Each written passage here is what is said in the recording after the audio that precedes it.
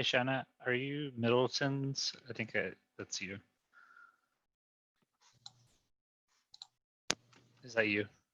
Hi, yes. Can you hear me? Yes. Okay. All right, I'm just going to also rename you so that it's easier to find.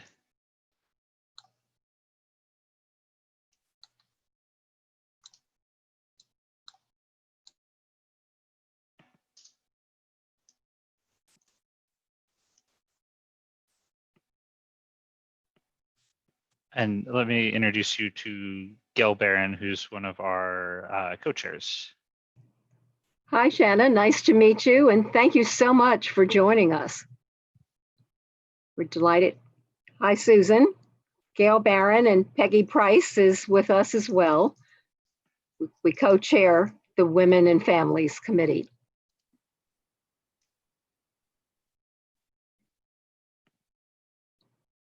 Can't hear you, Peggy. Will, can you hear me? Yes, now we can hear you. Now we can hear you. Yeah. So the way that we run the CB8 meetings, just to keep everybody from like talking over each other, we mute everybody and take away their ability to unmute themselves. So as best you can, try to not mute yourself whenever you guys are giving your presentation. If you need to at any point, you can always chat me, and I'll send you the thing to be able to unmute yourself again.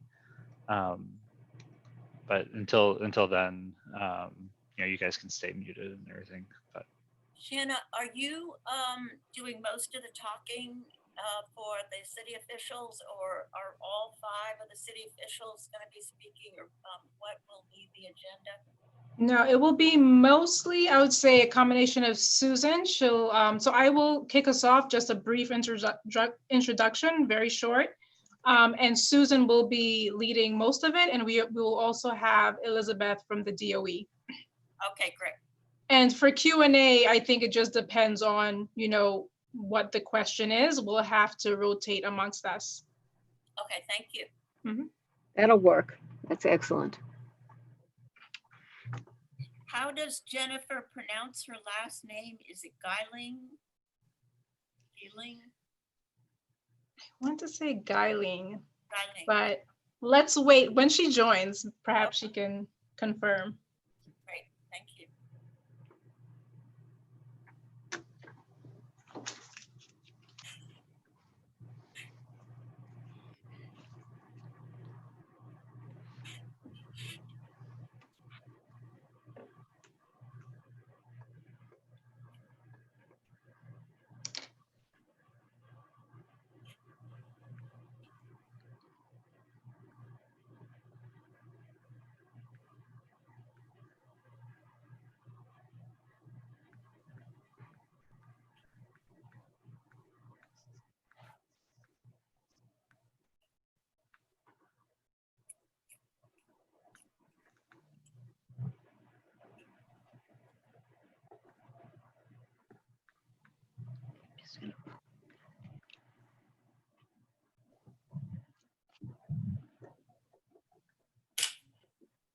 Hi, Tricia.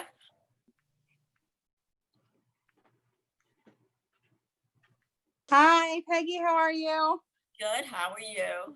I'm good. I'm sorry I don't have the video on right now. I'm here with my screaming child. Here, Teddy. Hi, Tricia. Hi, Gail. How are you guys? We're good, thank you. Sorry. Oh, someone's happy. Yeah, somebody's bedtime's in about 10 minutes. But Teddy says hello.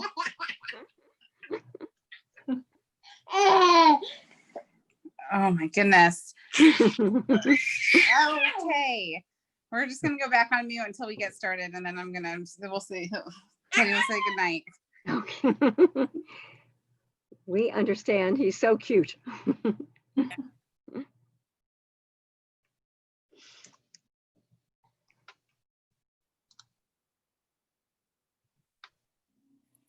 Okay.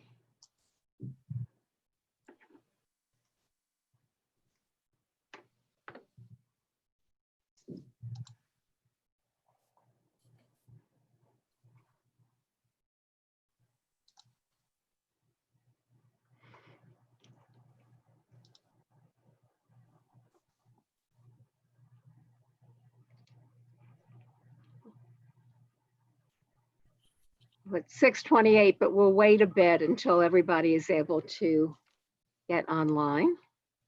Yeah, we have about 30 people who've already Do RSVP'd. we? Yeah. Oh, so- good. Because when I was looking at the bottom of my screen, it didn't show that, so I wasn't No, certain. they're not here yet, but but they're- they've signed in to get the information for the meeting. Perfect.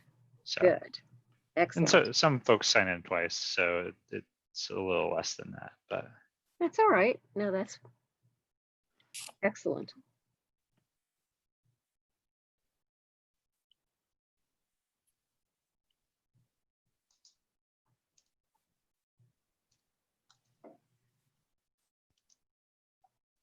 Hi, Jennifer.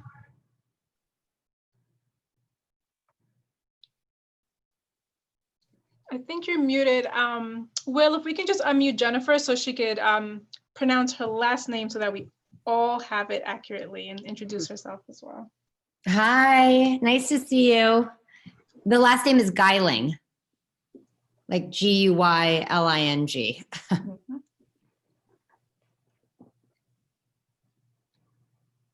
Hi, Jennifer. Susan. Hi.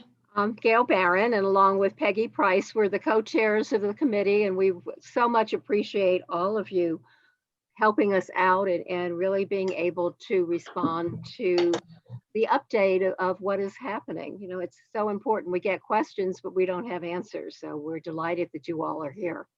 Of course. Thank you for the invitation.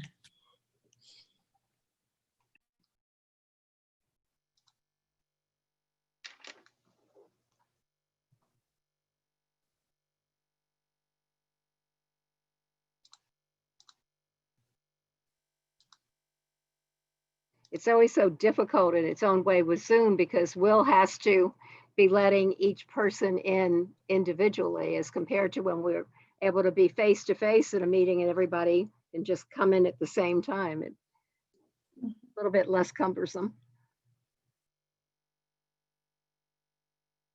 I think our elected officials aren't here yet. If they don't come by 6:30-ish, we'll start with Jenna. Okay, let me just check on Elizabeth, one more person from our party. Oh, sure. Let's give her a couple of minutes. Oh, of course. Yeah. You know, then I'll do a general welcome and all and Mhm. hand the program over to Peggy.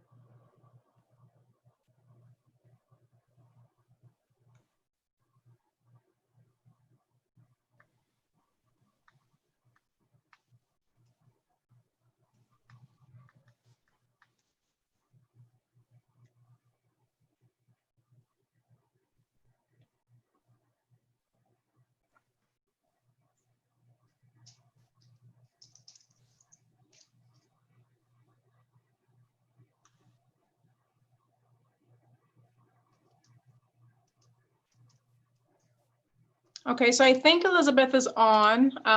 Will, can you just confirm that you see her? I don't see her. Is it possible she's calling in from the phone? Let me check. And if she is and she can hear me, just hit *9 to raise your hand so I can unmute you and talk to you. That's the one. Phone number ending with 250. You can unmute with *6. Hi, everyone. This is Elizabeth. Sorry. No Hi, worries. Elizabeth. Hey, I was just having trouble getting on video, so I had to call in. Thanks for letting me unmute. How's everyone doing? Good, good. We're actually just about to begin. Do we have a lot of other people to let in, Will, or can we start? No, I think you're good to get going. And I Okay. did see Keith Powers, the council member, is here as well. Excellent. Okay, well, let me begin by welcoming everyone. I'm Gail Barron. I'm the co-chair of the Women and Families Committee of CB8, along with Peggy Price. And tonight we're going to have our meeting center around the urgent need for childcare in our district.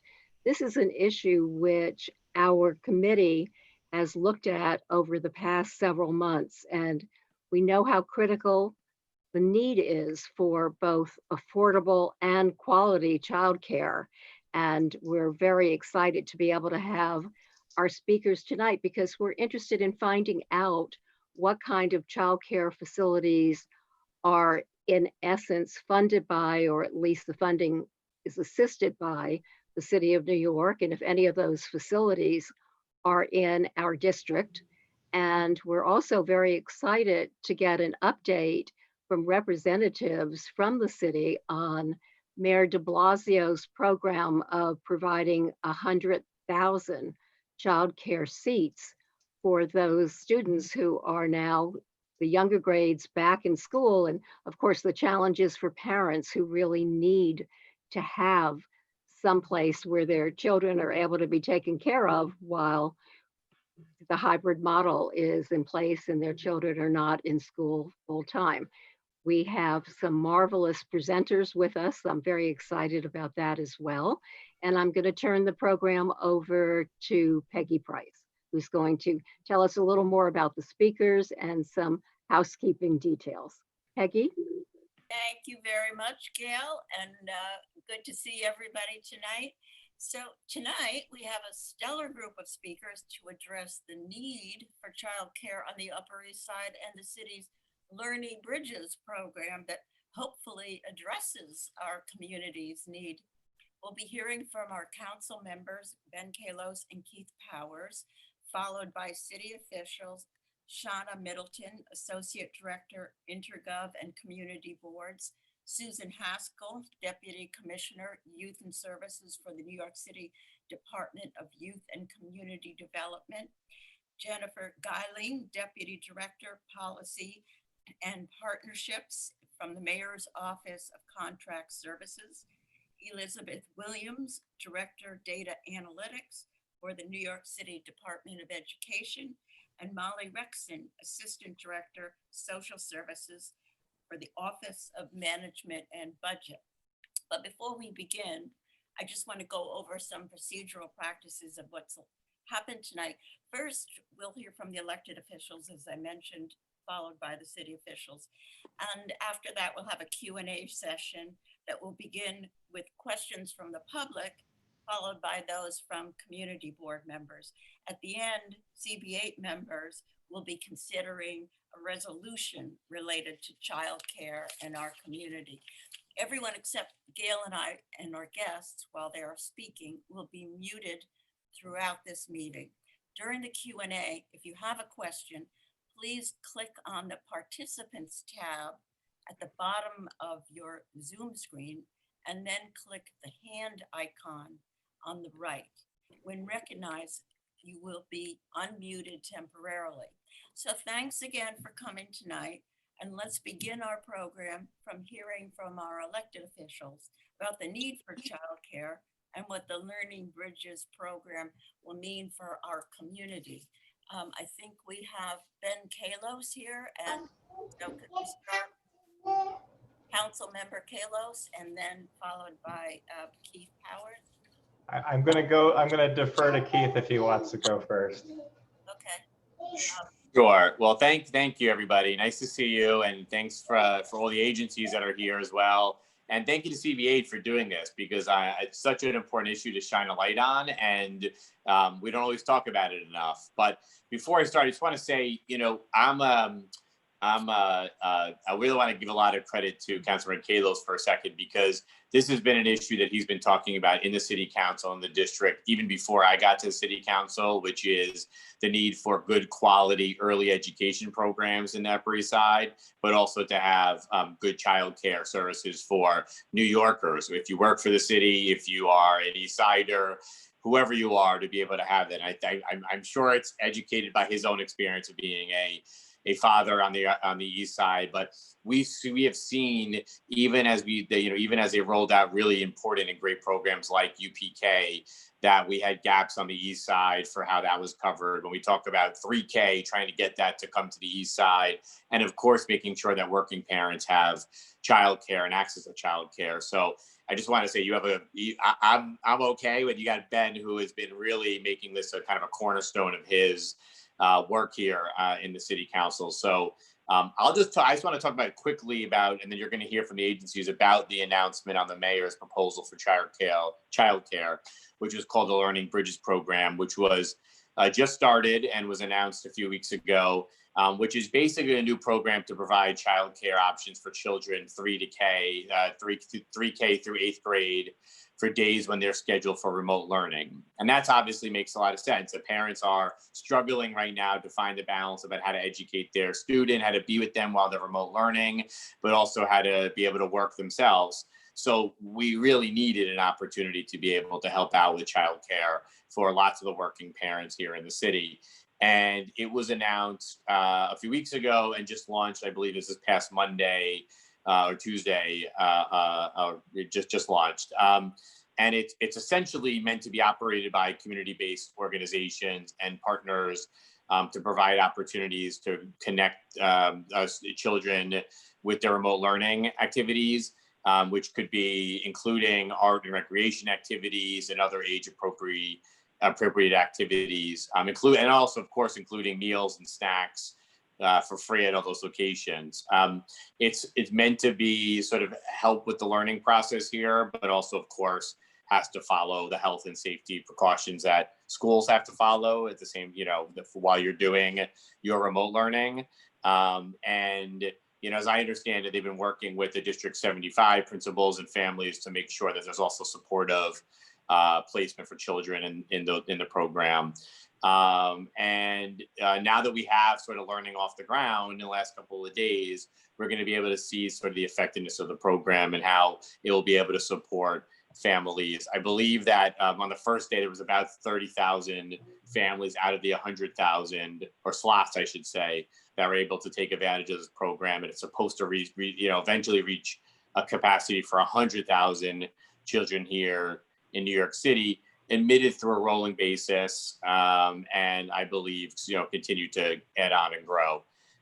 So I believe that offers are still being distributed and still being accepted, but I'll let the agencies talk a little bit about it. But just to zoom out on this, now, no pun intended, what this really means is that we're not just saying you have to go back to learning and you have to find a way as a parents. We are putting some investment into making sure the well-being of the family and the student particularly is being thought of at the time that we're doing the remote learning. Because I know my two nephews, I know my constituents who are parents have all really tried to find that balance and how to make sure the student gets the right educational opportunity and the right nurturing, but also they're struggling at home as well to find their own ability to balance those things. So I think it's an investment that's worth our time here in a very difficult moment. And my goal here, I think, along with Councilman Kalos, is to expand childcare options for parents and families in the city into the long term beyond this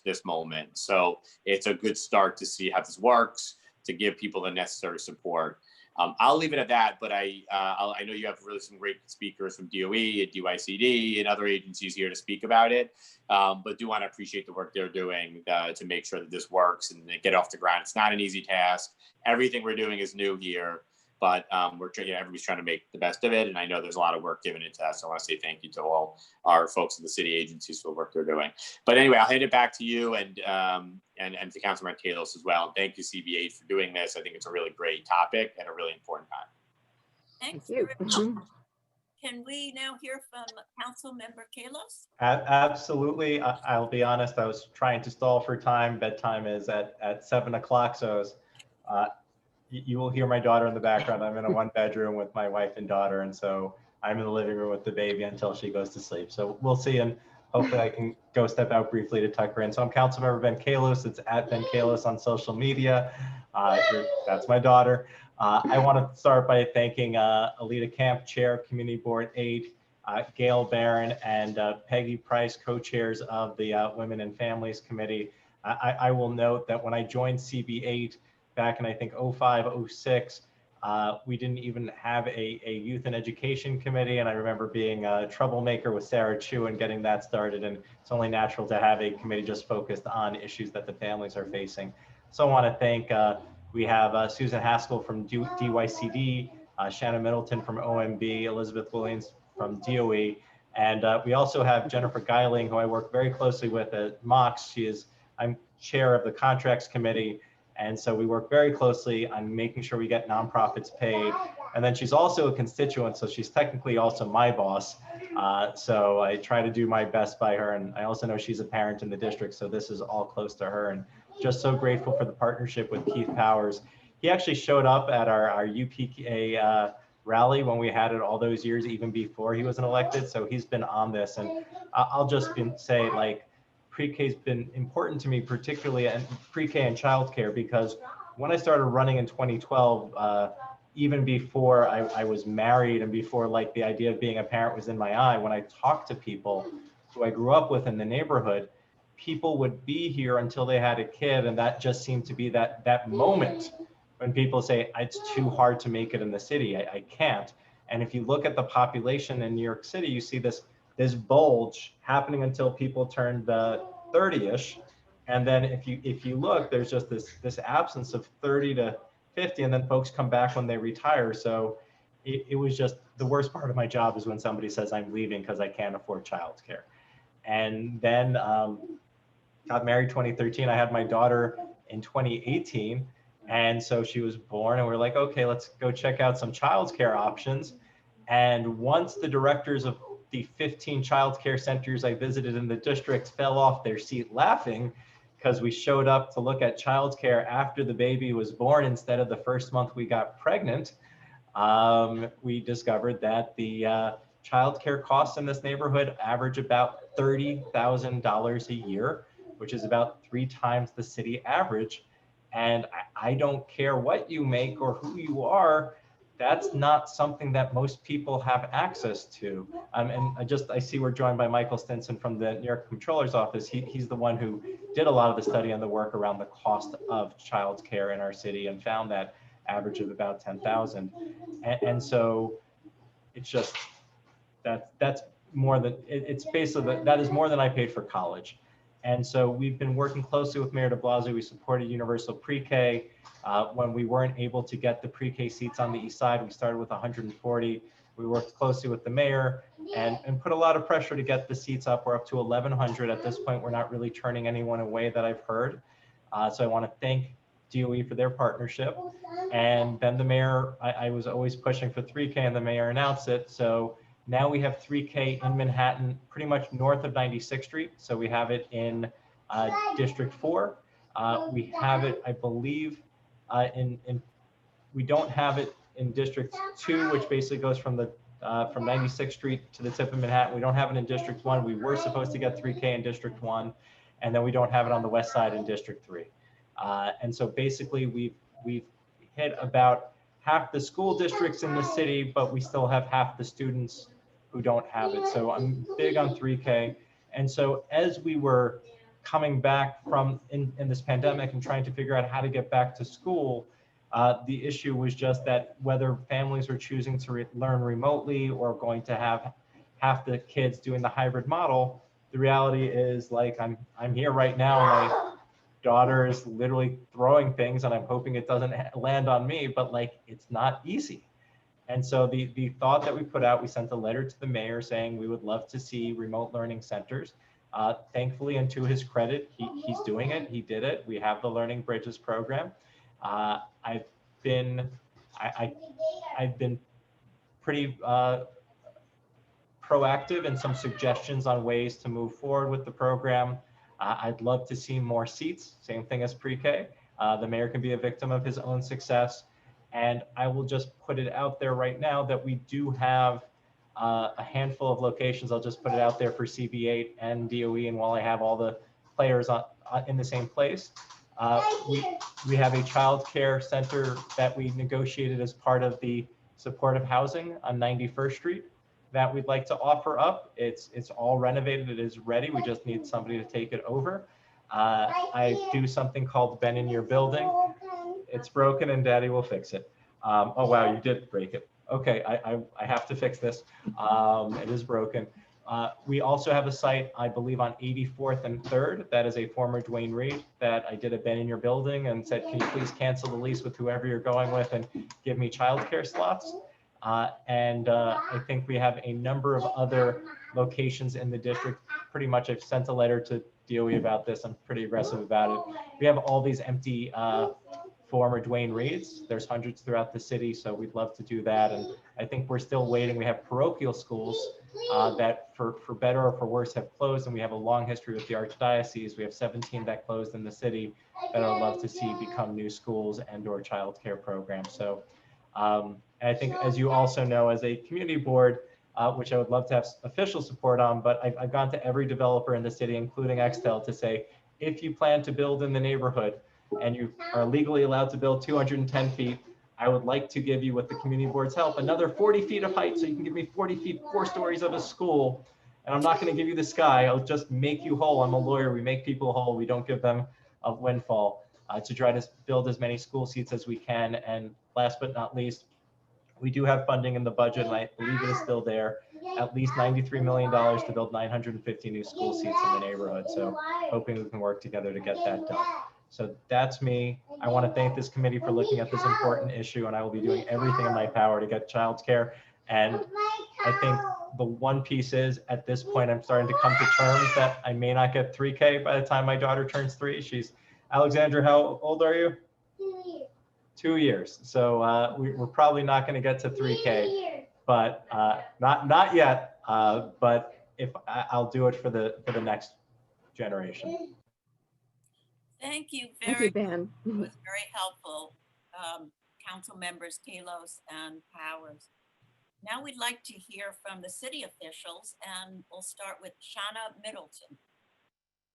Thank you. Thank you for having us. Thank you, Board 8. Thank you to the co-chairs.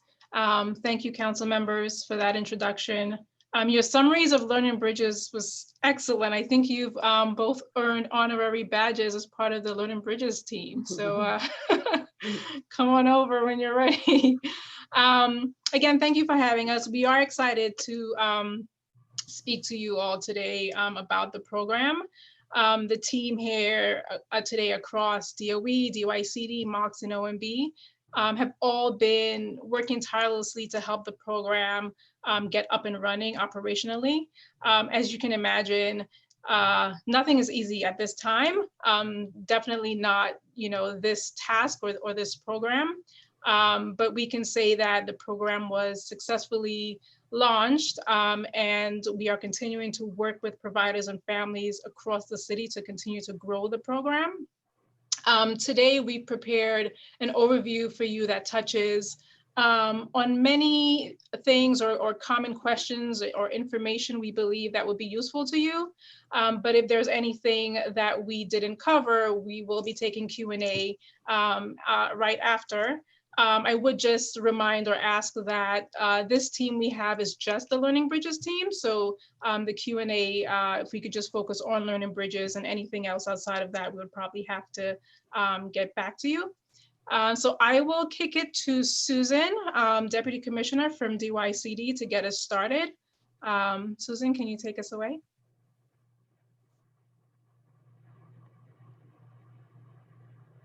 She might be muted.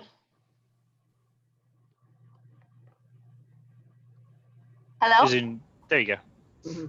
All right. Hi, Susan Haskell. It's great to be with you guys tonight. I really appreciate the topic, childcare.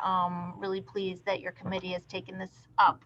Shanna made a good point. The highlights are out there about Learning Labs. So I've just made a few notes about some details that we can add. And then I'm sure you want to get to Q&A. So as you heard, Learning Bridges, free childcare programs for students who are enrolled in blended learning.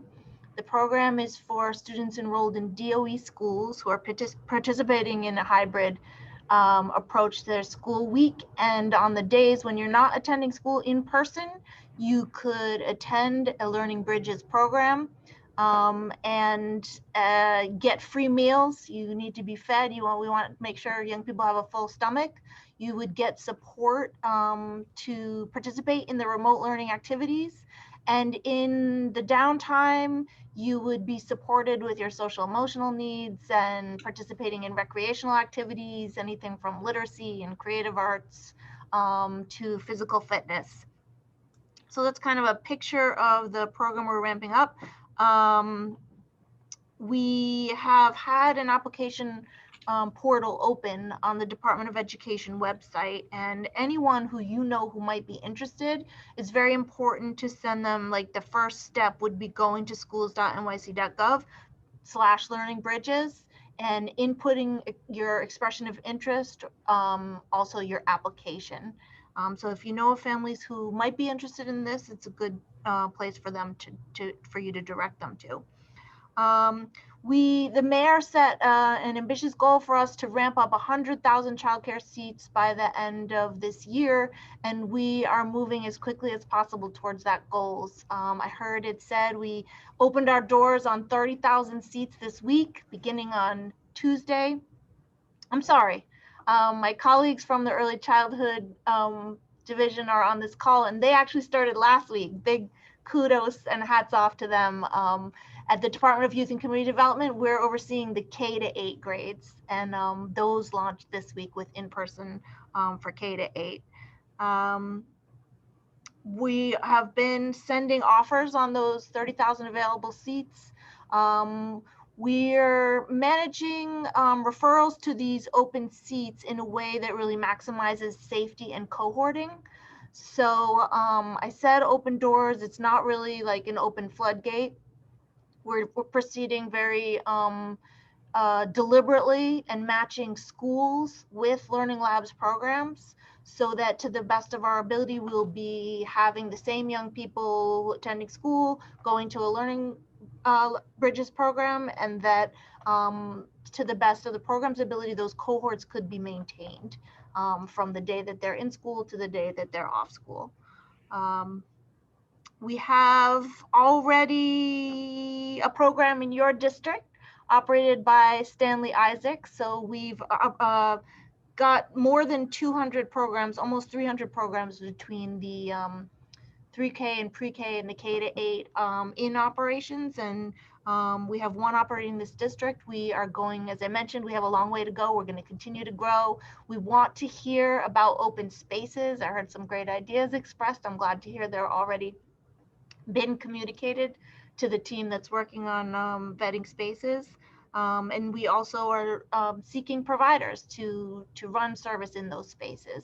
So there's my colleague Jen is on the line, and we've got in Passport, the city's procurement system, we've got an open request for information. We encourage people who are interested to be partners with us in Learning Labs to go ahead and apply. Before I close out, I just want to say, this was mentioned too, that we are 100% following all the safety protocols of New York City Department of Health, New York State Office of Children and Family Services, working in conjunction with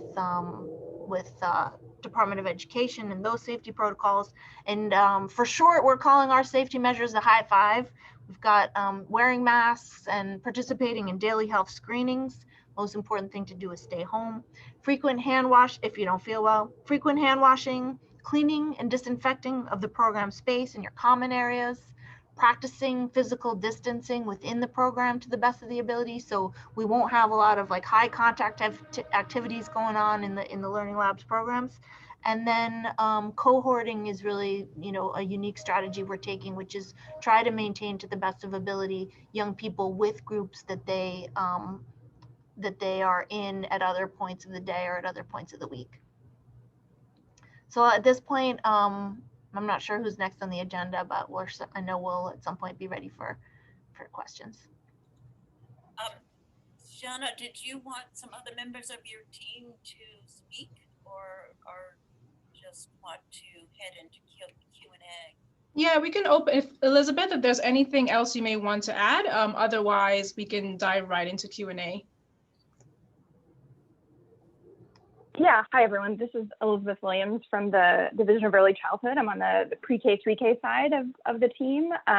Susan gave a great overview, as did the council members, as we said, but just want to add that we are also giving priority for these seats to a few different groups who we know really need this service. A lot of them are sort of who we think of as our like most in need families in general. So families in temporary housing or experiencing housing insecurity, including those in shelter, families who are in foster care or are in the child welfare system at large, but also our kids of teachers and of program staff. We're including them as well here. You know, we could not reopen schools without our teachers and our school staff. So those folks are getting priority here as well. Not to say that we don't want to accommodate every single person who needs the service, but we are sort of giving first shot at the seats to those groups of families. And that list of who's being prioritized is also on the DOE website that was just shared in the chat, if you want the full details on that as well. But yeah, I think happy to hear your questions. Okay, great. Gail, did you want to take over this one? Peggy, I'm having some problems with my screen, so I'm going to exit and come back on. So why don't you start with the Q&A? Okay, great. Thank you. So would anybody who has a question, please raise their hand. You click on the participants tab at the bottom of the screen, and then when you go look to the right and click on the icon that has a blue raised hand, and then oh great. Okay, so we have Tamika Mapp. Can we unmute? She's ready. Yeah. Okay. Hi, how you guys doing? I just have a quick question for the providers. What are the criteria for a provider to apply to become a provider? Do they need insurance or they just need the child care license? That's a great question, Tamika, and I'll also turn to Jen in a minute if she wants to add anything here. The request for information outlines a lot of questions about your experience working with children, your organization's staffing, whether you have site control over a space. We're also taking people who want to apply because they just have space, or people who want to apply because they're just able to do the service. And we have a classic responsibility determination that providers go through in order to get to the contract process. If you're a new contractor to DYCD, you will also have a final interview round with some basic questions, again, about your experience working with young people. You're not required actually to have the license at the time of applying. Certainly that will get you moving more quickly, but we're also willing to partner with Department of Health and OCFS and move those license processes along if the school age childcare is something that's new to you. I don't know if my colleagues want to add anything to that.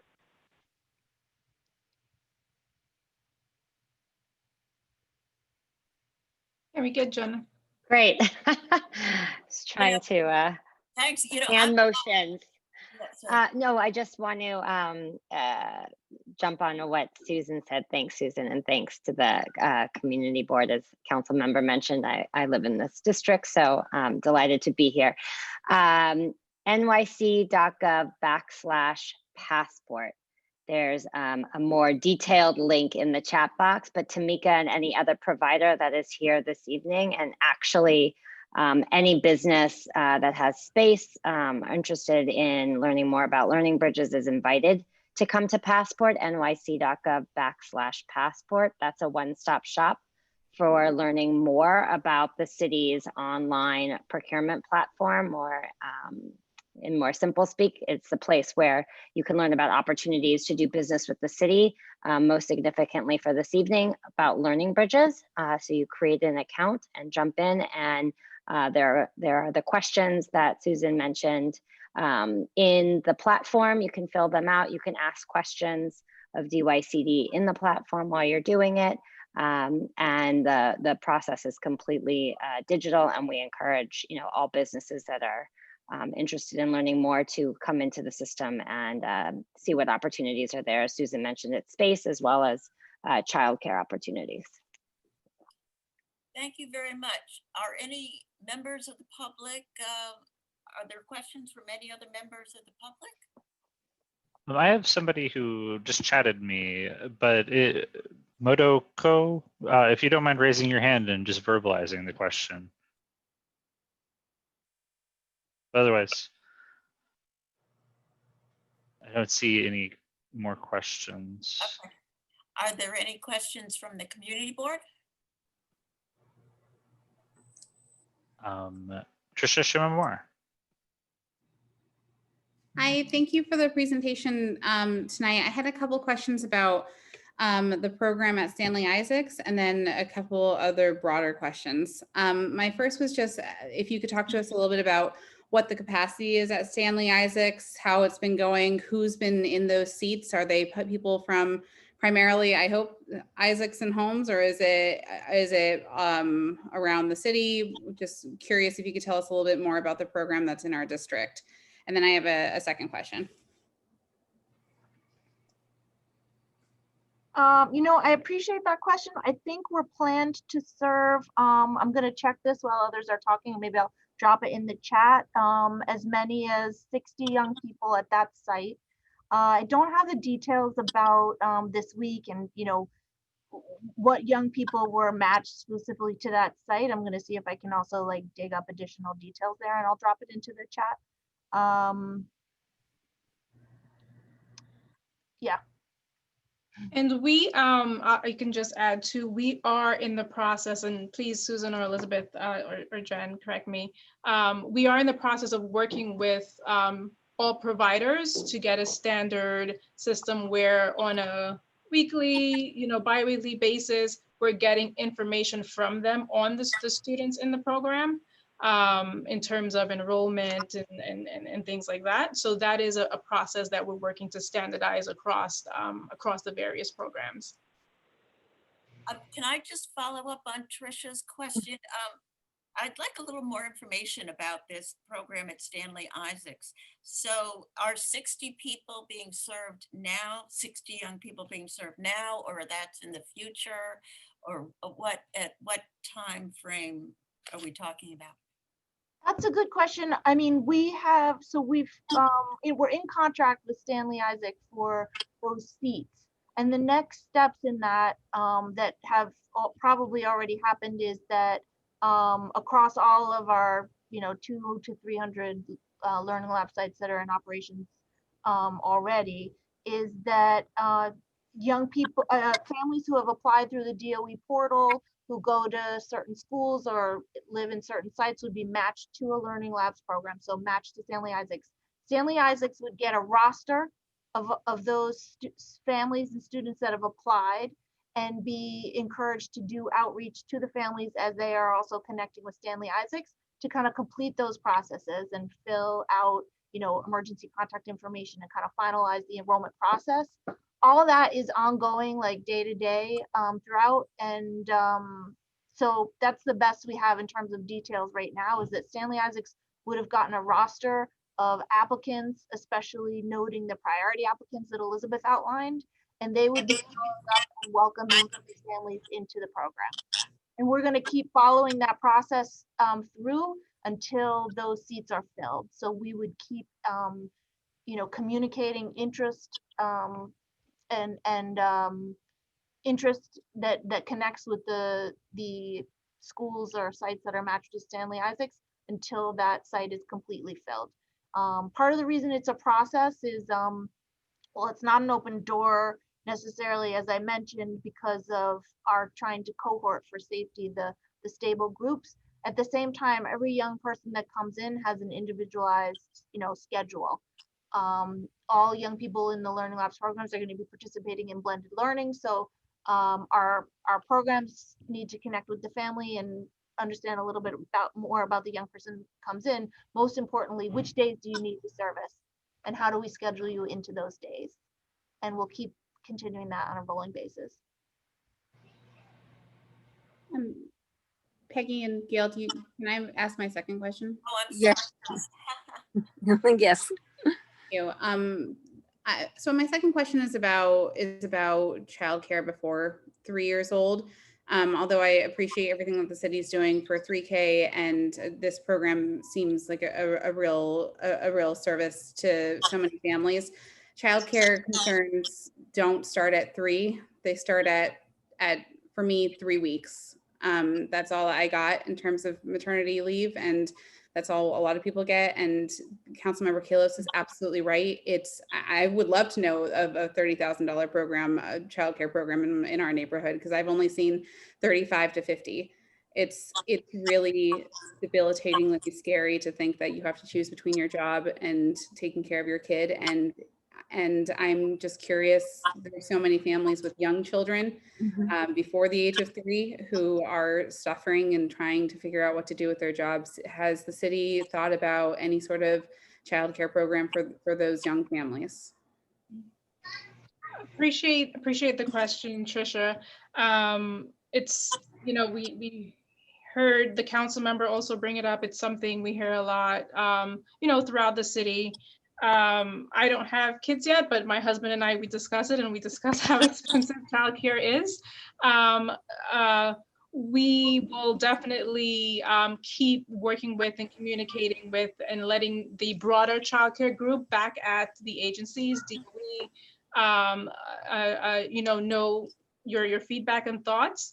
I don't think we have the right group here, unless I don't think we have the full group to give you to really engage you on this topic, pre-learning bridge stage. So we will definitely take that back, and we'll continue to communicate with the broader child care groups, policy and operations folks at the DOE.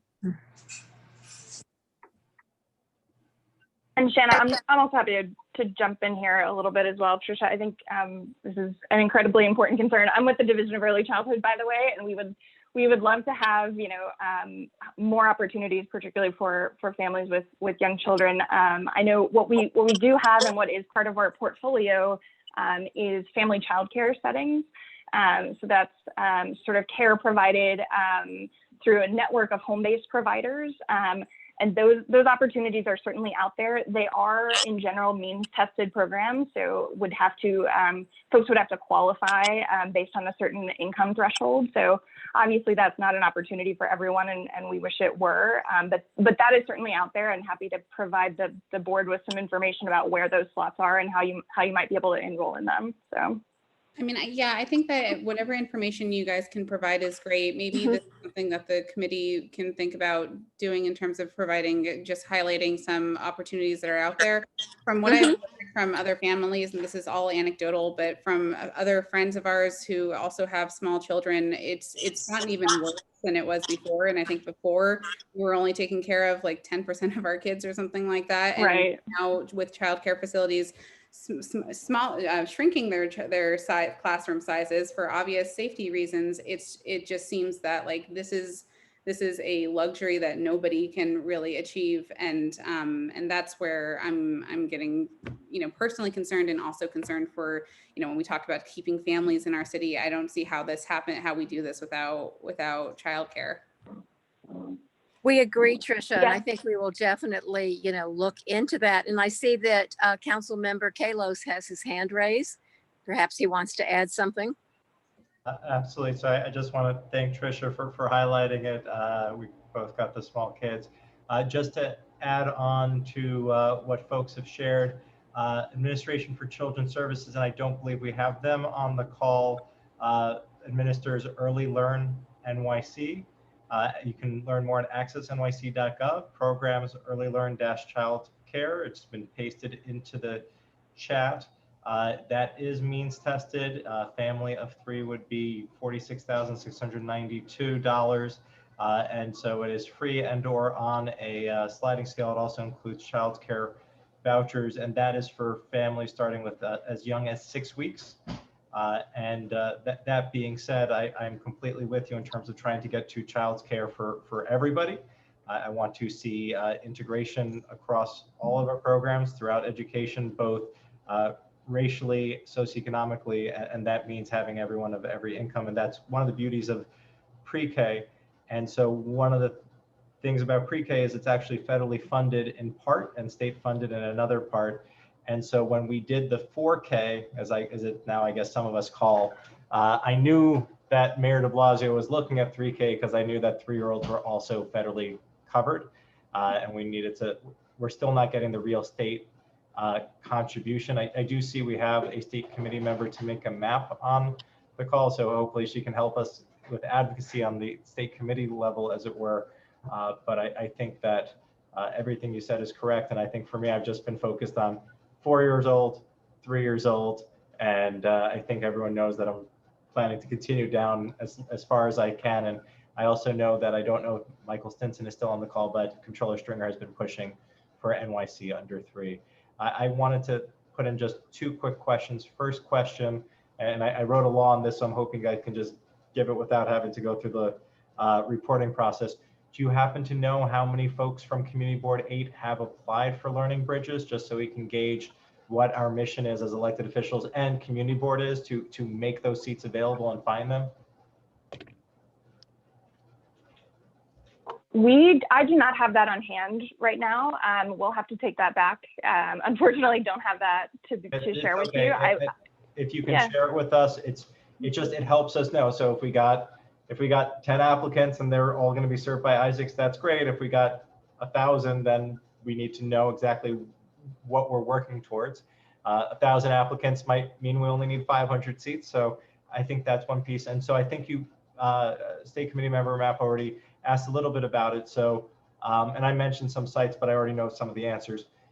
If I am on this call or I'm watching the recording later and I'm in a co-op with an empty space, or a condo with an empty space, or I'm a landlord with an empty space, because we have such a blight of empty storefronts, what type of space is ideal? What's the minimum? Is there a maximum? So what's the minimum space that would be safe for this?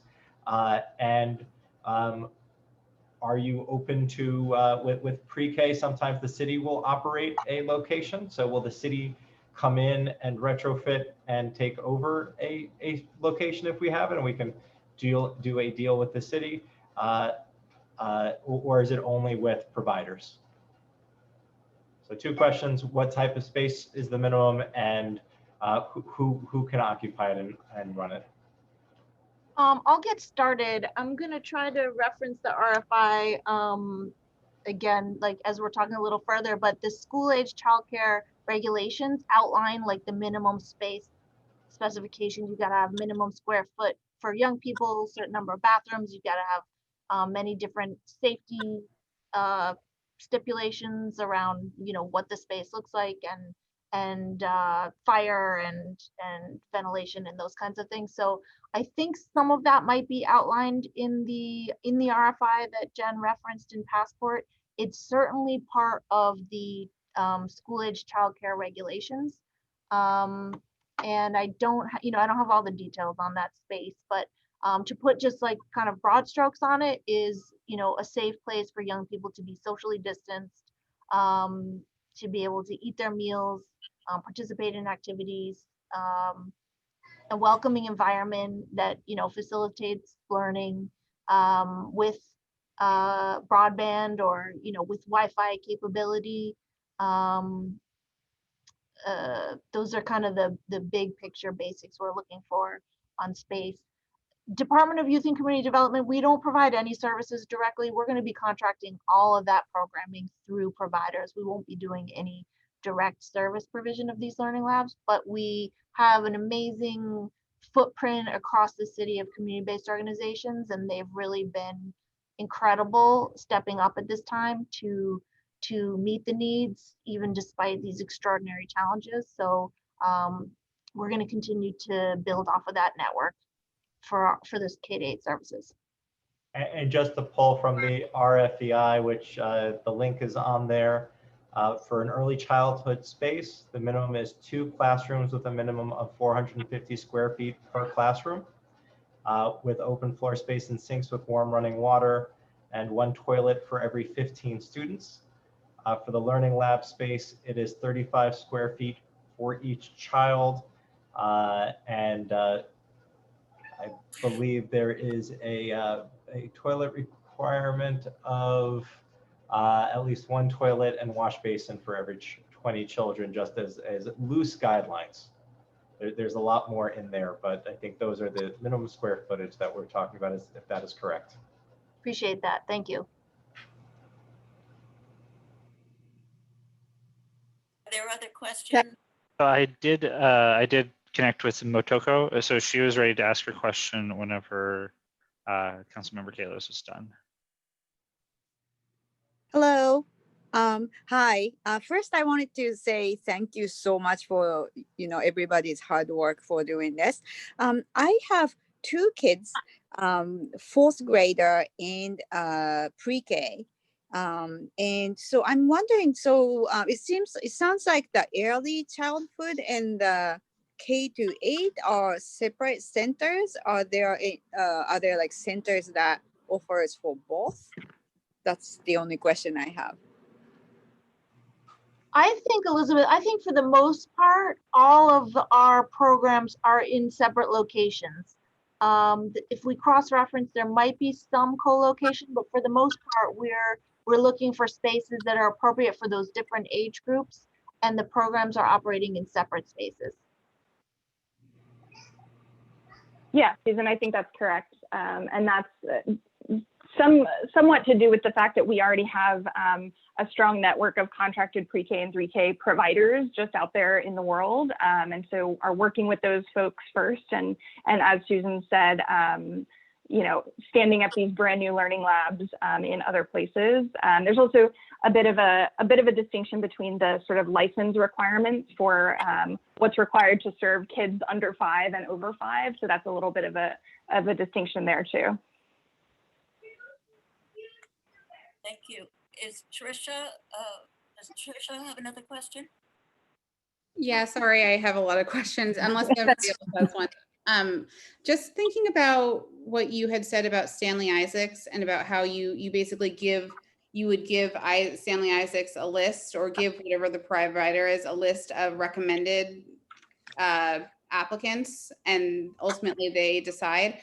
I'm wondering about oversight of this and how the city is planning on ensuring that a provider doesn't give all of their seats to, I don't know, people who they presume can pay versus people who can't afford to pay, or people who they want to have as long-term clients of theirs. And ultimately it becomes something where, because the city doesn't have enough oversight in this, and there's only a limited amount of seats, we ultimately give all those seats to some and leave others behind. Yeah, those are really good and really important questions. We're absolutely controlling for that.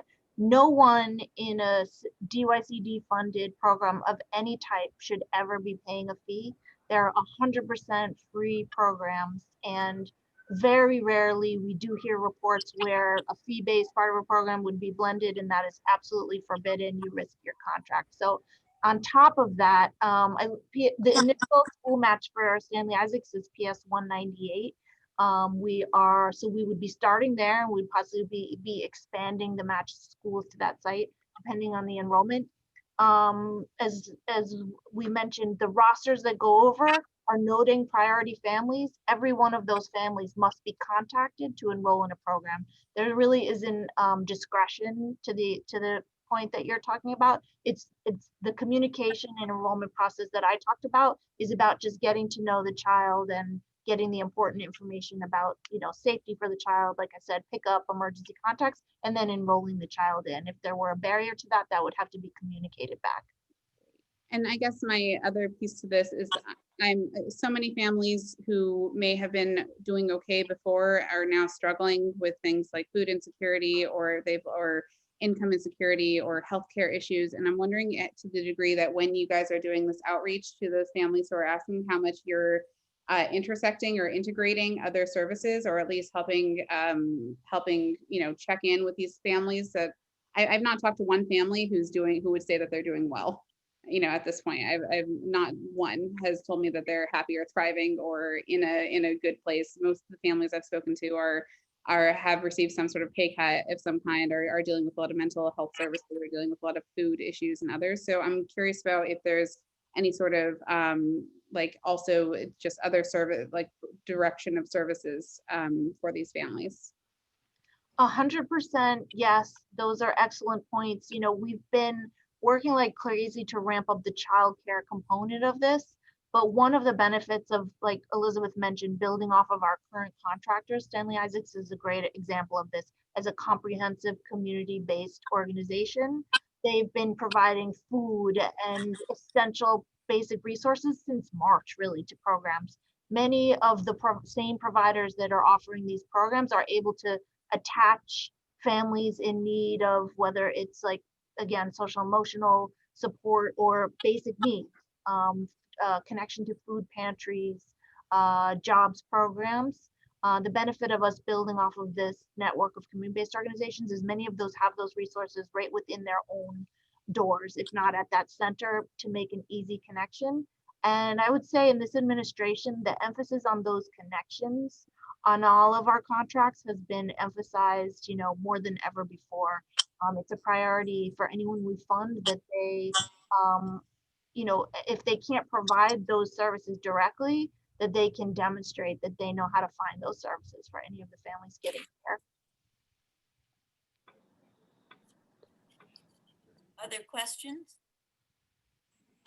You have one from Tamika. Yes, I just have a quick question for the provider side. I know that sometimes in the past, some of the providers haven't been paid by the city on time.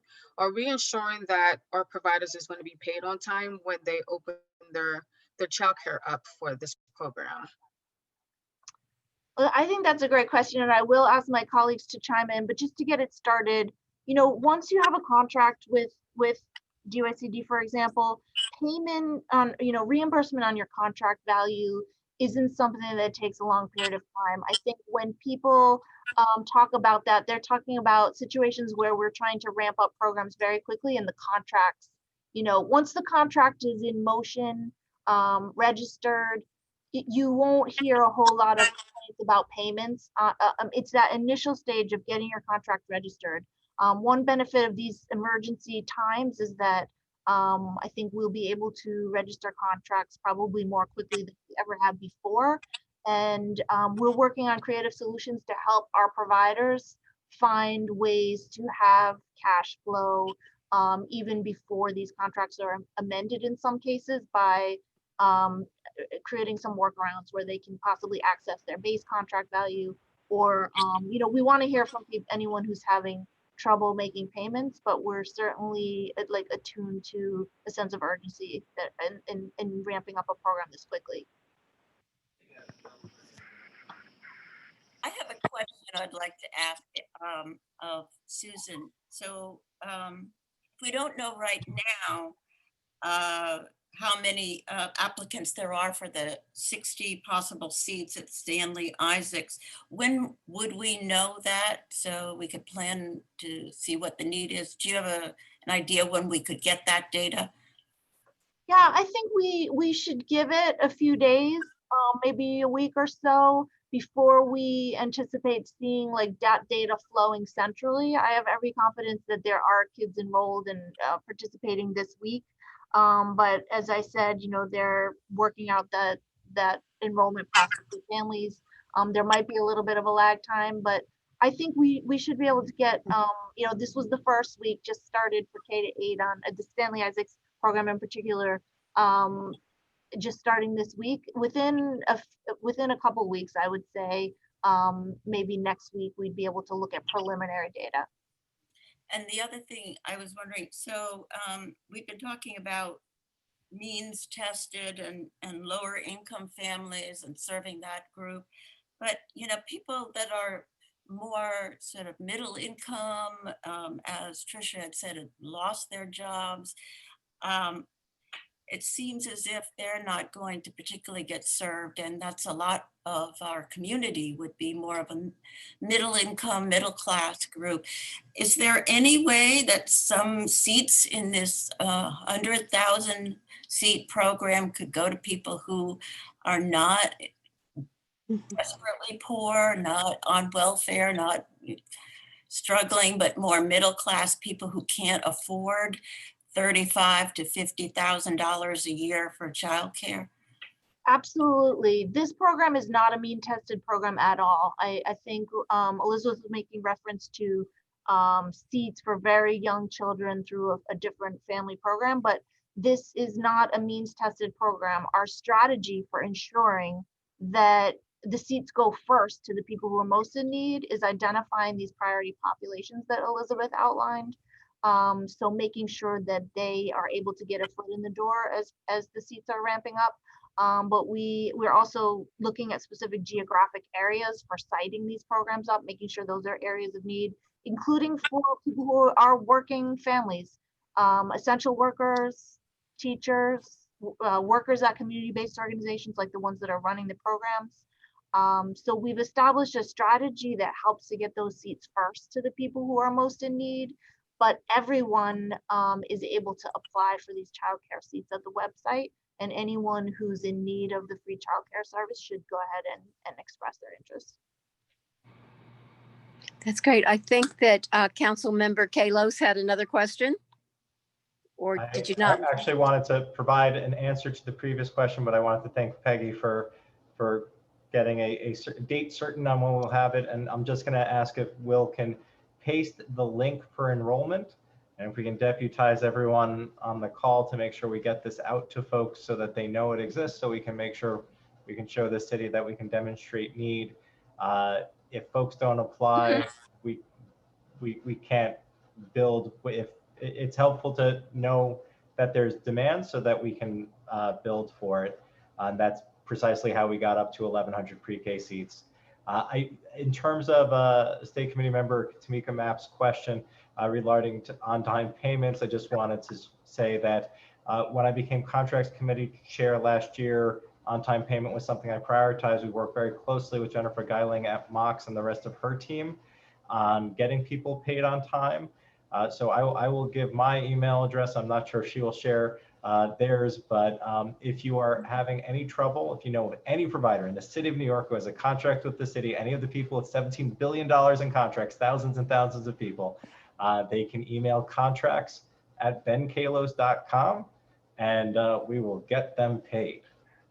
Great, thank you. Yeah, thank you for the, I'm sorry to interrupt, but thanks for the invitation, Council Member Kalos. I'm happy to also provide the Mox email address. We often co-team on this, so thanks for raising it. It's help@mox.nyc.gov, and I'll put it in the chat as well. And we've worked really closely with DYCD and DOE to realize more timely registration, and also working closely with Council Member Kalos in infusing our practices with technology, which also allows for more timely payment. So I'll put that in the chat so you all have that too. Thank you so much. And Billy Friedland, do you have a question? Yeah, thanks, Gail and Peggy. This has been a really terrific panel, and thanks everyone who's asked questions. It's been really insightful. I just have one question for now, which is, what is the message to someone who has to be at work at a certain time, let's say 8 a.m., around the time, say, childcare starts? They sort of seem faced with the choice between get your son or daughter to childcare or get to work on time. What is your message to that person? What recourse and options do they have? Well, I'll start with that. You know, what we really tried to do was look at, you know, mirroring, these are extraordinary circumstances where you might have a kid enrolled in school who's only going 2 or 3 days a week and has 2 days off. At a minimum, we're trying to mirror what a student would have if they had a full 5-day schedule of school. And 8 a.m., you know, will, depending on how far people have to travel to their work, 8 a.m. will meet the needs of many people who need to report in person to work, and it won't meet the needs of every person. But I think we tried to look at, you know, I don't want to use the word replacing, but, you know, providing a supplement to the blended learning plan with mirroring what a typical school day might look like in terms of 8 to 3. I also, you know, I want to add that, because you mentioned the earlier part of the day, that sometimes families need care after 3 p.m. and Learning Bridges certainly only go from 8 to 3, but we also have many after school programs in the district that will cover the 3 to 6 period. And so those baseline programs that DYCD has funded in your community remain, and those can be accessed at, learning more about those programs can be accessed at Discover DYCD. You can Google Discover DYCD and get the, can I drop a link in this chat? And learn more about those programs. When someone applies for Learning Bridges, would you provide that information to them? Do you say, congratulations, you have a seat, and also, by the way, here are after-school programs in your district from 3 to 6, or are they sort of left to figure that out for themselves? And if so, is it possible to, you know, give some people more affirmative guidance once they are placed in Learning Bridges? Elizabeth, do you want to talk about the communications that go out once some family has gone into the portal? I know we're doing our best to keep in touch with families so that they know it's been received and that we're working on it. Yeah, Billy, I think your suggestion about sending folks a follow-up and making that connect with after-school opportunities is a great suggestion. I'll take that back to the team. That's probably something we could easily integrate. But yeah, when after a family has applied, and the way that it sort of works on the DOE side is we just we check to make sure that that family is indeed enrolled in DOE schools and that they are enrolled in blended learning. That's sort of just like really the only 2 checks that we're doing sort of on our side. There's no other like eligibility criteria sort of beyond that. And if their school has a matched learning lab, they would get an offer from the DOE. They would get an email offer directly from the DOE. The application is online, but you definitely don't need to have an email address to fill it out. We'll give you a call if you don't submit an email address with that. So you'll get an offer as sites come online for the first time. There'll be a sort of big batch of offers that go out to families. And then as sort of Susan was referencing earlier, after we send out that first big batch and providers start to have those conversations with families about what days they'll need care, they then might have a wait list of other interested families that they could keep calling off of. So it's a little bit of a difference between how we do our regular 3K through 12 admissions, in that we do a big batch centrally first, and then because this is like this can be a really granular conversation with families about what particular days they're going to need care. Wanted to give providers some flexibility to round out the remainder of their seats just in conversation with families. So that may be more detailed than you wanted, but that's sort of how it's working on our side. Great, thank you.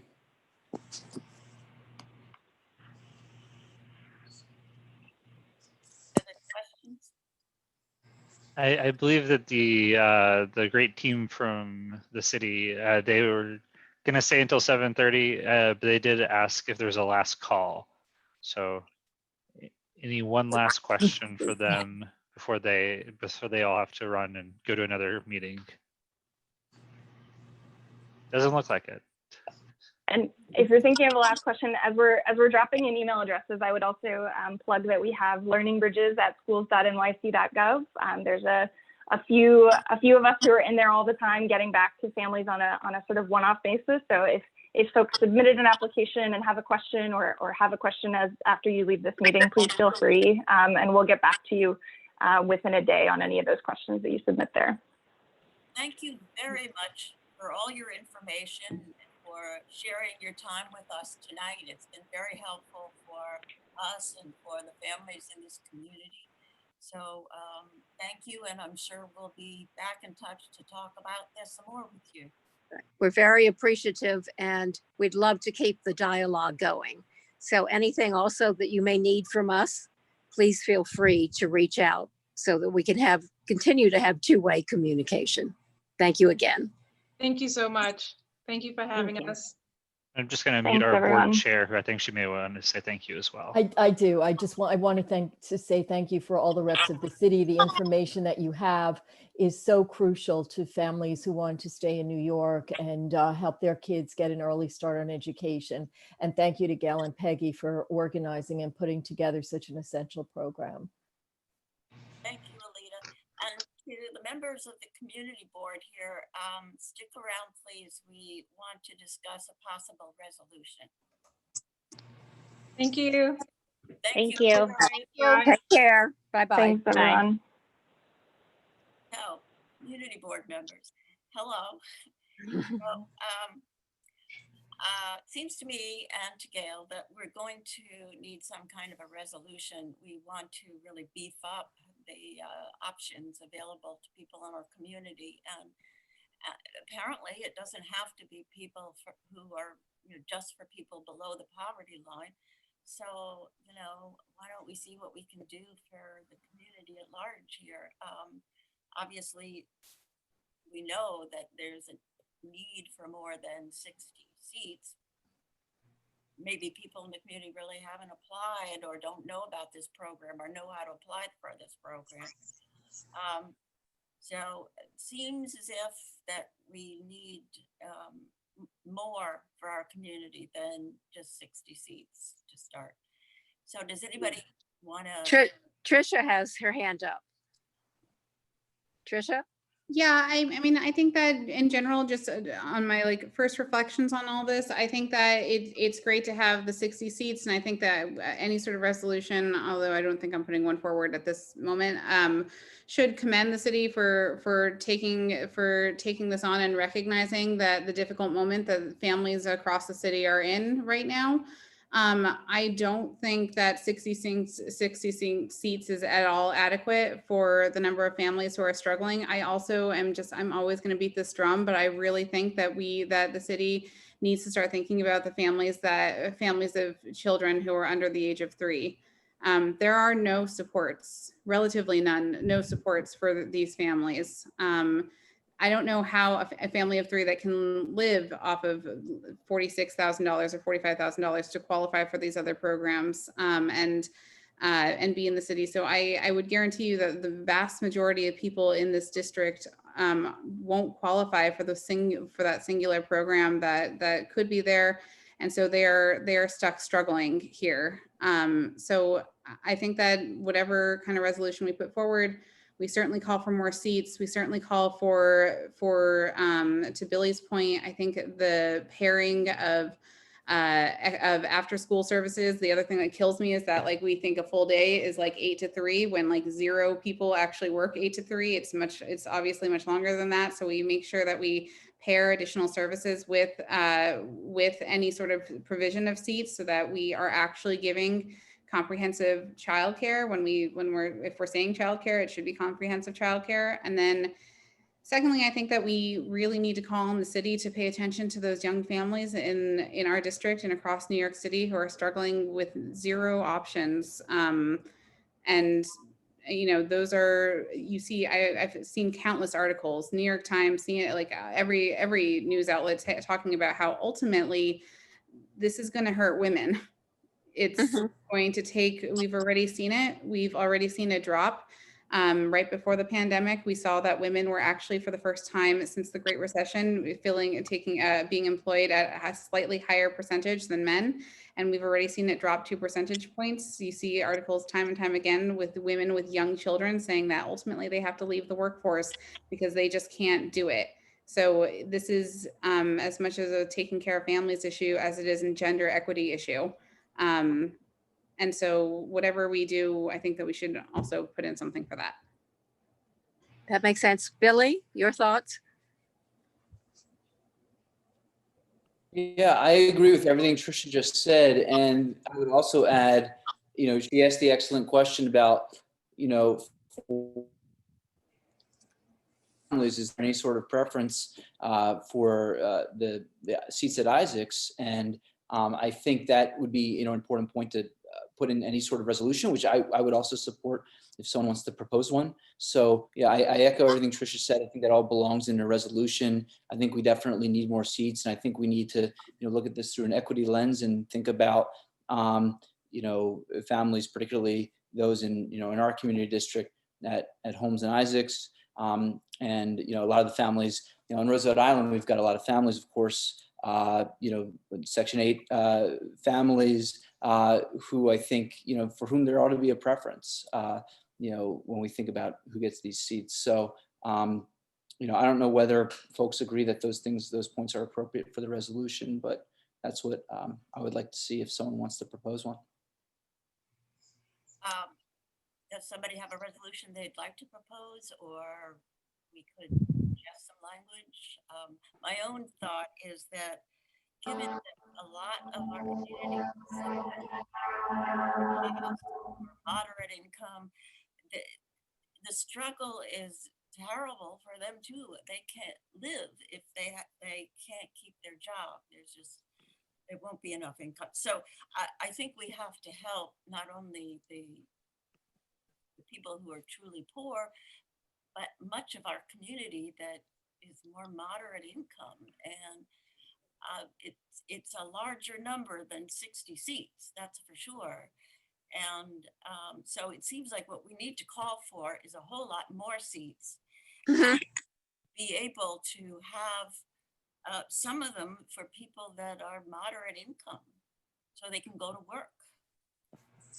We can always prioritize the seats for people who are lower income, but by asking for a significant larger number of seats, then we do reach that population, because what Tricia said is so true. How much do you have to earn to be able to pay $35,000 to $50,000 just for your childcare? You've got to pay for rent and food and everything else. And to force a parent, and usually it is the woman, out of the workforce in order to do that is really a tragedy at this point in time. Tricia, I know you wanted to add something. I just wanted to suggest that if you that just calling for some of the seats to be reserved for in Community Board 8, or just to say that's at least some of the seats should be kept within this community board. I think that helps deal with some of those, that it makes it so that we prioritize the neighbors in our community, regardless of where they are income wise. So to do that, you still allow for those priorities to be set, but then it works in that you're just making sure that they are, that at least some of the seats are dedicated to this community board. And I think that's a nice way of making sure that some of them, regardless of income, stay in this community board. And I still think that all those other priorities of those who are dealing with extreme poverty, those who are essential workers, that still can be baked in, as long as as long as you have some going to our community district. Good point. Elaine, go ahead, Peggy. It seems to me maybe we could decide on some sort of numbers that we think, what the numbers we get may depend on whether or not people provide facilities. I mean, there's the facility of Stanley Isaac. We need more facilities to begin with, but that's more the city's job, not the community board. Maybe we should, for starters, think of a number. Okay, so we've got 60 seats at Stanley Isaacs. For starters, we obviously need double that. And we as a community board can do more outreach and provide more information to people who probably aren't aware of this offering at all, or how you even apply. But for sure, we ought to have some kind of a goal, maybe double the 60, maybe. So, yeah, I would, Peggy, just, I'm sorry to interrupt you, but to suggest something, and maybe this is me putting forward a resolution, but I would say, call for a resolution that supports the creation of the Learning Bridges program. However, and thanks the city for recognizing the difficult position that all families are facing at this moment. But to also say that the 60 seats, without even having the data in front of us, the 60 seats we understand is not adequate, and to call for the establishment of additional facilities in our district with at least that takes on a population of at least 50% of students, of children, benefit coming from Community Board 8. Yeah, that sounds good. So just to clarify, so 60 seats is not adequate. We need additional facilities. But would you recommend something to at least bring the number up of seats up to X number by the end of the year, or some other thing, so we can be specific? This is completely from a personal perspective, so I defer to the whole group, but generally I think it's harder to walk. I think it's fairly difficult to walk anywhere further than 10 blocks with a young child.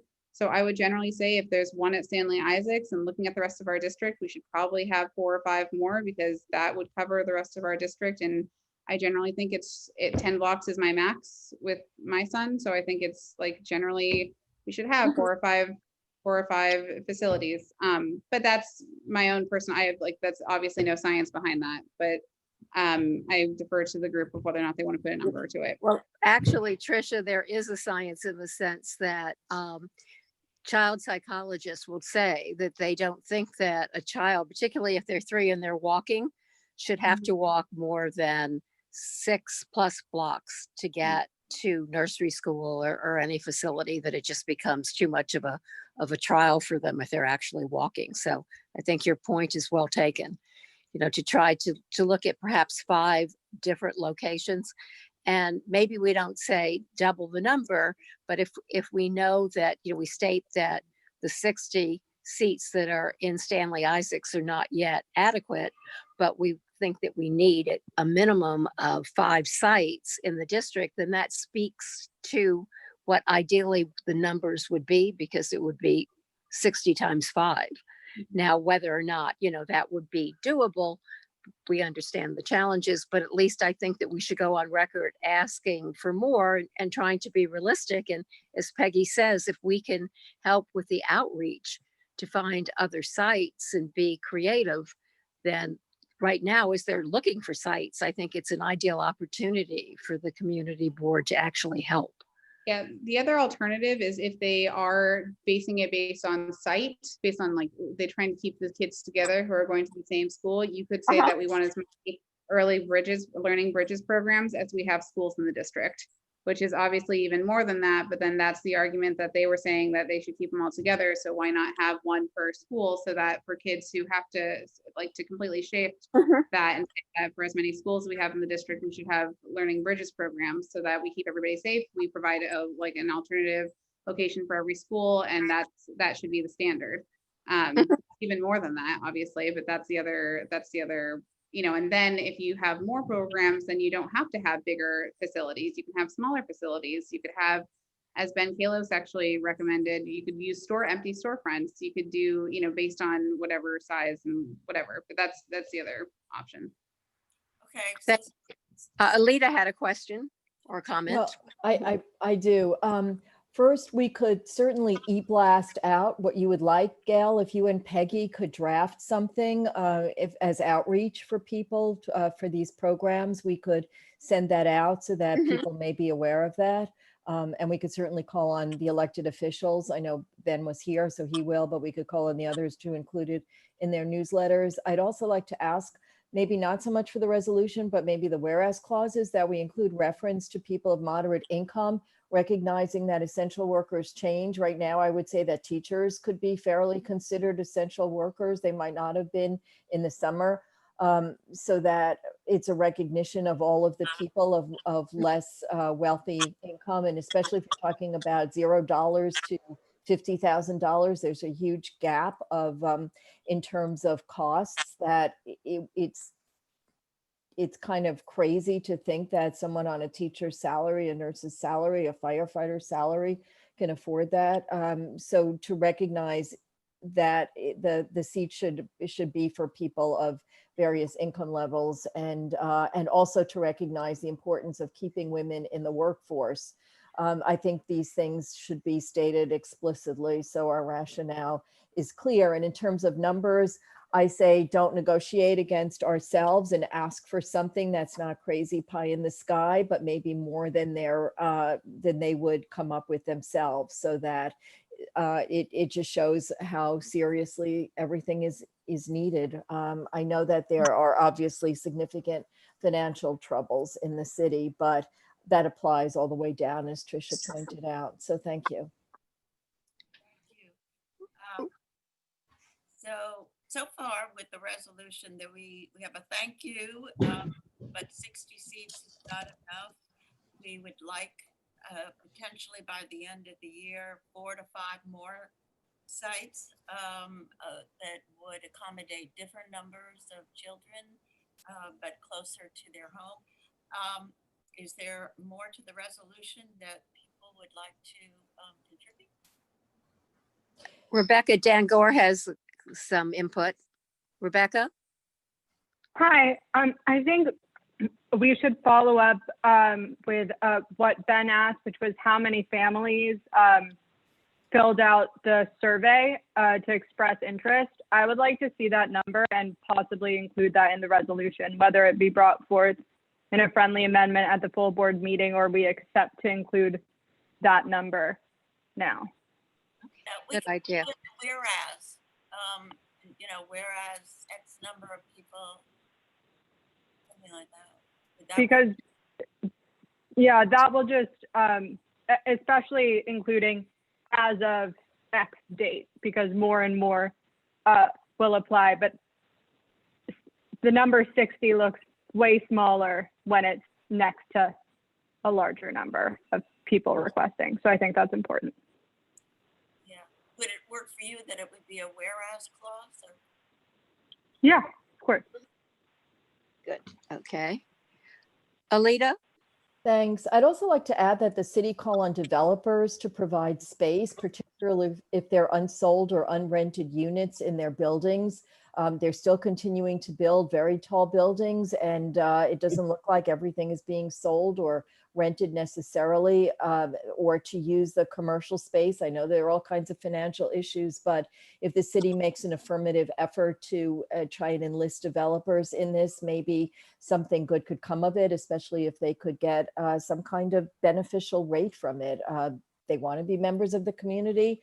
Let them put their money where their mouth is, so to speak. So I would maybe, I don't know if that's appropriate or not, but I just think the city should be actively pursuing space, because that's a lot of a cost. Thank you. Yeah, I think we should include it in the resolution, either the main body of it or as a be it further resolved. I agree. Billy, you had something else to say? I do, unfortunately. At the risk of dragging this out. So I just wasn't sure if we're still trying to land on a number to request, but something maybe more proportional to our population out of New York City. So whether it's the population of children of a certain age or the overall population, just to take the latter as a quick example, if it's 200 or 210,000 people in our community district out of 8.5 million, that's 2.5%. And there's 100,000 seats in Learning Ridge, as I understand it. That would come out to something like 2,400 seats. That's just an example, but we could either give a concrete number, or we could say in the resolution, we'd request an increase of seats proportional to our population. And then I leave it to the committee whether we want to say our population as a whole, or a population of children of a certain age who would need childcare. But I think that would at least give us something more concrete to demand. So thought I'd suggest that. So our population in the CB8 district is 200, what? I'm sorry. 219,000. 219. Thank you. 220. It's your 219,920. Well, would be good to be able to figure out just of that number, how many would be of the age where they'd be eligible to be considered as part of the program. So we do have a lot of, I'm sorry to interrupt, but we do have a lot of seniors in CB8. Mm-hmm. Well, I know we absolutely. That's why I'm thinking if we could at least have more of a handle on the population and the different age groups, because I think Billy's on the right track, but rather than just say a particular percentage of the overall city population, to be able to hone in to the number of young children, whatever that percentage ends up being. Will probably knows, and again, I'm sorry for interrupting, but the city council members might have the specific demographics. At least the DOE would. Okay. So this population would be 3-year-olds to 8th grade people. I would just say school age children. Which is, I think, generally what I think that's better. Yeah. Mm-hmm. We can do that. Hi, Lori. Do you have some comments? Yeah, I just wanted to say one quick thing, which is that I was actually surprised to learn that the Upper East Side does not have among the higher populations of school-age children. So I would advise against using that verbiage. You know, I mean, I think you should use the overall population, because that seems to make sense. But I think that there are places there are communities that have many, many more children. So that's not going to be to our advantage. So that's it. That's all I wanted to say. Thanks. Trisha? Only wanted to say that I agree with Billy's point of changing the number to be proportional to whatever we ultimately decide. I don't mind, but I think that that's a more reasonable request than my very unscientific 4 to 5. Well, what we can do is we can look at what the child age population is versus the total population, and whichever is able to make a stronger case, that's the percentage that we can then go with. Great. Okay. Peggy? Well, yeah, do we want to vote on this? Oh, though we haven't fully decided on what numbers we're going to use other than the 60 seats. Do we want to vote on the general idea that we're going to call for a lot more seats, hopefully starting anytime before the end of the year, and with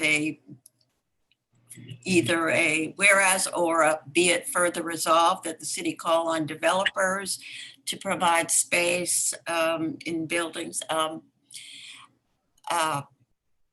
Should we vote on that resolution? Or does anybody want to add to the resolution? Trisha? Yeah, I just think that after hearing you say it, Peggy, I think that the developer piece, I think it sounds better if it's a whereas, and we should encourage the city to look. Alita, respectfully, unless you disagree, but I think that it sounds better if we say it as a whereas, and that we also encourage the city to look at all creative and innovative solutions for spaces for this. And we can say, especially under or developed spaces that are currently in development or whatnot, but you know, and also empty storefronts or other ways. And I also think that if there is going to be a second be it further resolved, I would like us to say that the city should look into additional opportunities for young children to be cared for, childcare for young children. And keep both resolutions focused on the childcare piece to it. 1, we need more seats, and 2, we need additional options for young families with children ages 0 to 3. Good point. Alita? No, that's fine. However you want to work with the idea of space, as long as it's creative and as long as we're recognizing that there might be a lot of empty space opportunities in addition to storefronts. I'm wondering if we should echo the idea of monitoring what's going on with vendors and oversight for the preschools that. Or if it's in the purview to just reinforce the idea of adequate vetting and adequate, because with pressure to engage vendors and contract with them, not everyone is on the up and up, and not everyone is experienced. And so I don't know, I guess I'm just raising it, which has nothing to do with the number of seats, but just more has to do with the quality of what's going on, because part of it is for people to trust everything. And it's hard for people to leave their little kids in daycare. And it's one thing if it's a city system, and it's another if people are privately contracted. So I don't know. Well, asking the thought. Can I say something? I think, can we hold off on that and just keep a focused resolution? It seems like, with all due respect, that. Sure, yeah. I'm sorry for bringing it up. It's just how I think, so forgive me. Thank you.